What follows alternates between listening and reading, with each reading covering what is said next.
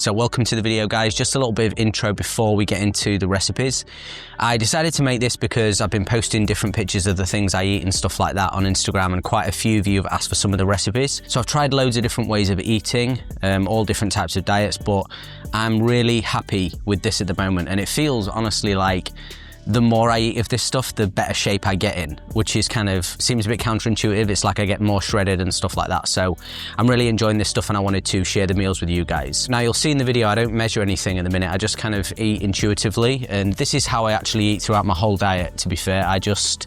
When I'm hungry, I just eat, but it's always one of these foods. And that's kind of one of the things I like to stick by. I wouldn't call it a rule, but I pretty much eat whenever I want intuitively when I get hungry, but I just try and eat these foods unless I'm like out somewhere or something like that and can't really have the same thing.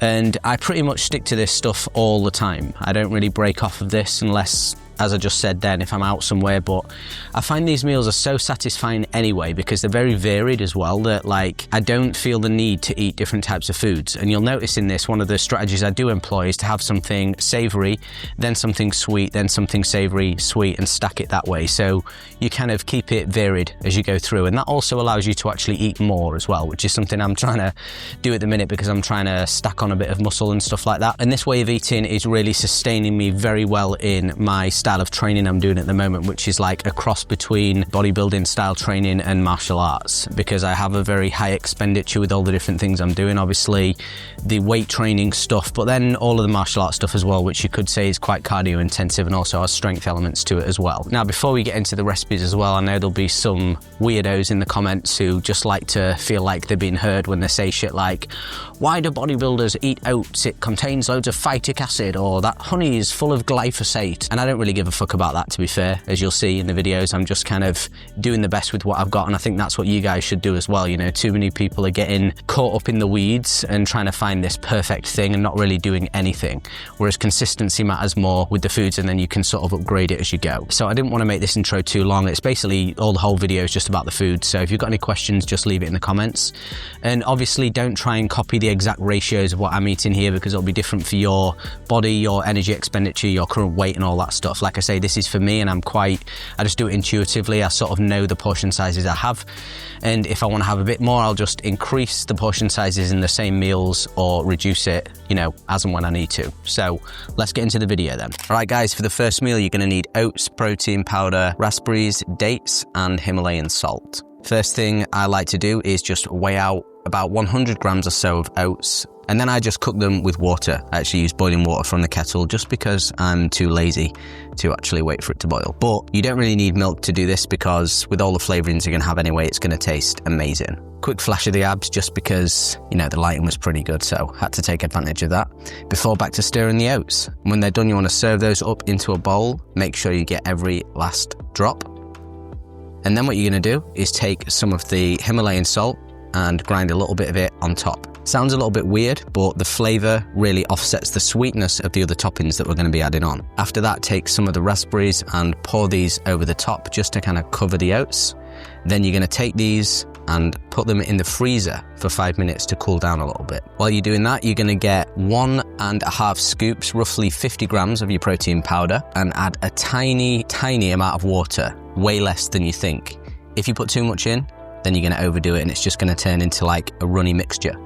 And then what you're going to do is stir it up until it becomes this kind of paste that you're seeing on screen now, which just tastes unreal. It makes the oats taste like a cake, and the flavour I'm using here is cookies and cream. Once that's done, pour it over the oat mixture like so, all over the top of the raspberries.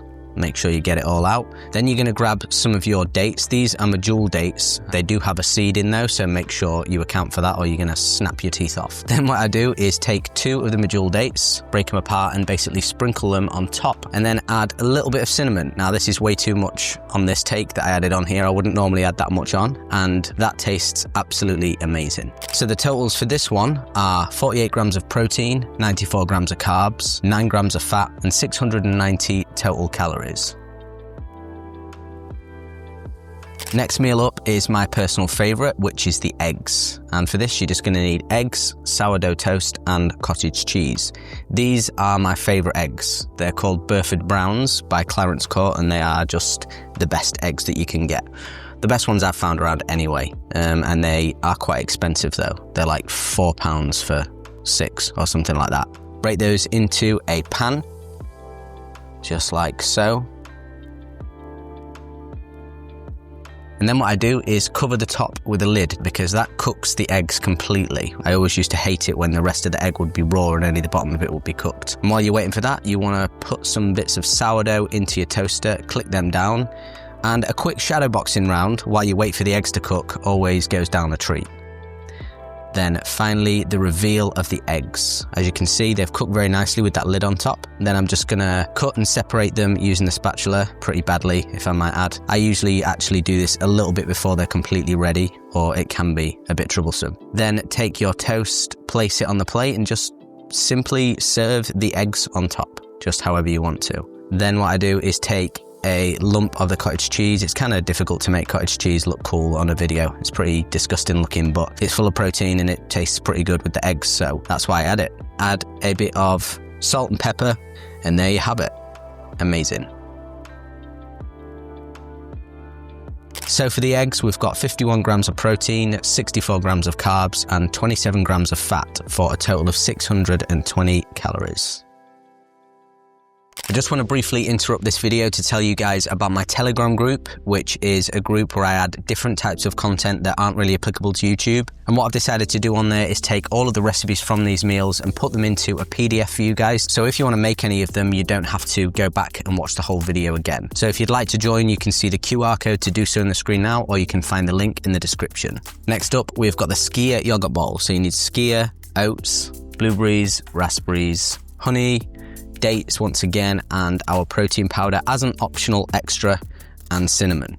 So take your yogurt. This is a 0% fat Skir, so you can have loads of it. I'll have like half of this 1 kg tub. You don't have to get Skir, you can get another high protein yogurt, but normal Greek yogurts are not as high in protein. So in the amount I just put in there, there's probably about 47 grams of protein, which is way higher than the regular Greek yogurt, which just has like 25 or something. Add in some raspberries, which I forgot to film, then add in some blueberries, not too many blueberries, or you have to remove some, just like I did there.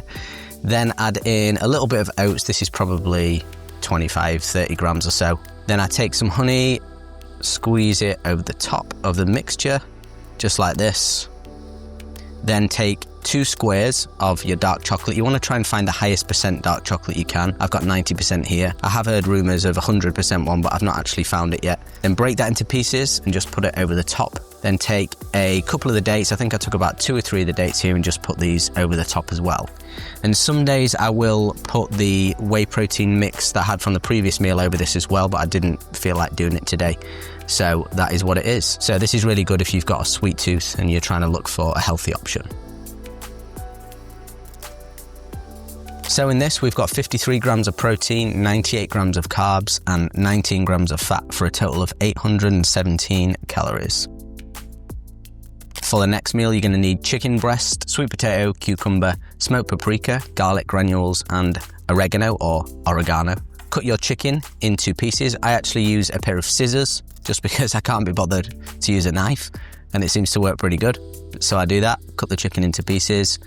Don't make them too small, don't make them too large. Then pour the paprika and the rest of the seasonings on, which were garlic and the oregano or oregano. Please somebody comment what that is because I don't know. I know Americans say it differently to us British. Then what you're gonna do is disgustingly put your hands in and just sort of coat the chicken and then put a little bit more on if you want to. Ugh, look at that, looks disgusting. Then you wanna add it all into your air fryer and make sure it's evenly spaced apart so it doesn't stick.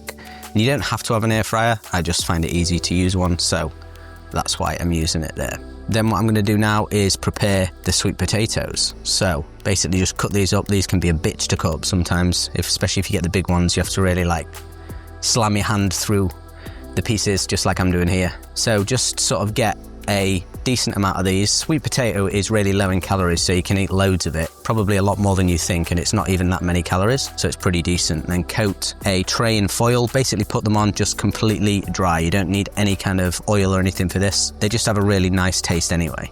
Next, basically take the cucumber and just select the piece you want, eat the bottom bit, then slice it up just like so. Then the chicken comes out looking pretty damn good. Gonna add that into the bowl. Then basically I'm just adding everything that I've already cooked into the bowl, like the sweet potatoes and then the cucumber. And that's really this meal, guys. It's pretty simple. It's actually probably the most boring meal that I make. It's probably my least favorite, but it's got really good macros and it's really good for you. So I eat it every day. So this contained 58 grams of protein, 62 grams of carbs, and 7 grams of fat for a total of 533 calories. And for the last meal or snack, you need some rice cakes, the protein powder, strawberries, banana, almond butter, and a bit of cinnamon. This is just a snack, like I've said, but it can be good to get you by if you get a little bit hungry again. So get as many of the rice cakes as you want. Mix up the protein powder once again into the paste. You don't want to use as much, obviously, as when you did it on the oats. So I just do 1 scoop or so for that. Add it to 2 of the rice cakes and then add almond butter to the other 2. So I find that different toppings go better with different fruits. Next, you're going to give your banana the chop. Attempt to stab the end piece, miss, and then get it stuck on your shirt, but eat it anyway. Then you're going to chop up the banana, just like so. Make sure you've got enough pieces, and then eat the end part once again and begin to prepare your strawberries. So if you haven't guessed already, obviously these are going onto different rice cakes. The ones with the almond butter are going to have the banana on, and the ones with the protein topping are going to have the strawberries on. And these just taste really, really good.